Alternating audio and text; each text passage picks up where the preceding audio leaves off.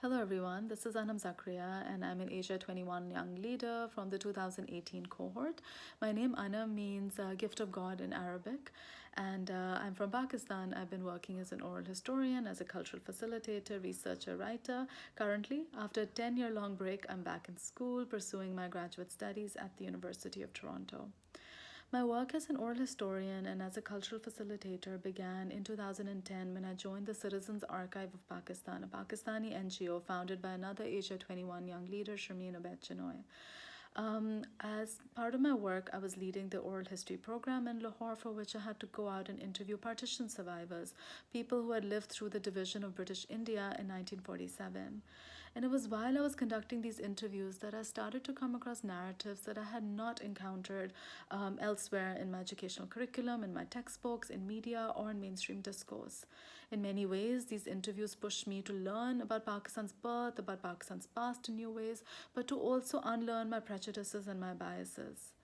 And it was while I was doing this work that I was also leading Citizens Archives Exchange for Change program, a program which connects youth in different countries. I was working with Indians and Pakistanis, and I noticed that many of the prejudices that I held, that those around me held, were also being mirrored in the younger generations. And in many ways, their opinions were sometimes even more hardline and even more rigid. So I thought that important work needed to be done, that there was a lot of value in bringing forth oral histories, personal memories, and accounts of partition survivors that could offer us a much more nuanced understanding of partition than that offered by official histories in India and Pakistan, which can tend to be selective, which can tend to be myopic, which can tend to have their own biases.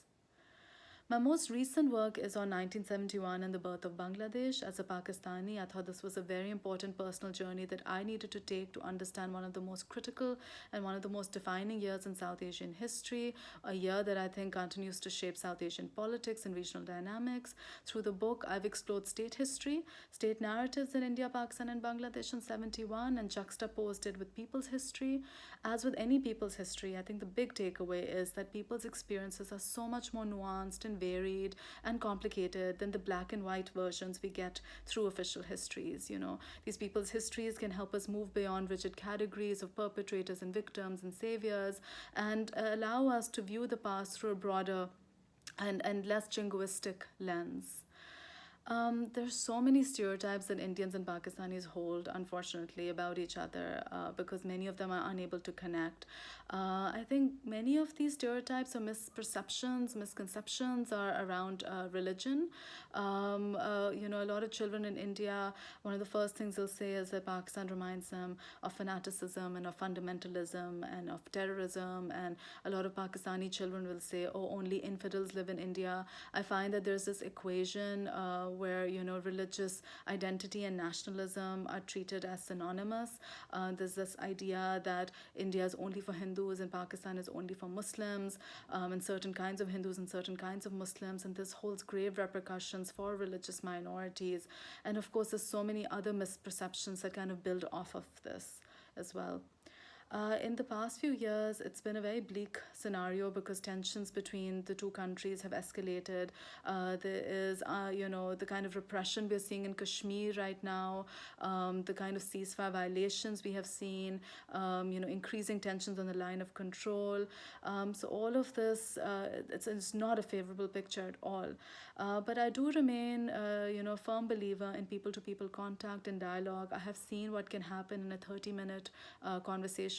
I can see, the power of people speaking to each other and learning about the other through each other. I see children, move beyond their stereotypes when I hold these conversations between schools. So I really do think that if we're able to leverage technology and bring people closer, we can work towards a much more peaceful and tolerant South Asia. And lastly, I think there have been so many stories that have moved me over the years, but the ones that always stay with me are rescue stories, whether it is 1947 or 1971. There have been so many people who have risked everything, who have, against all odds, rescued people, saved people, connected with people, empathized with people amidst utmost violence. And I think these stories allow us to humanize each other.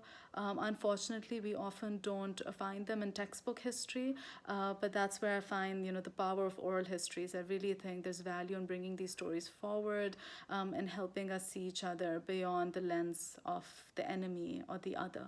Thank you.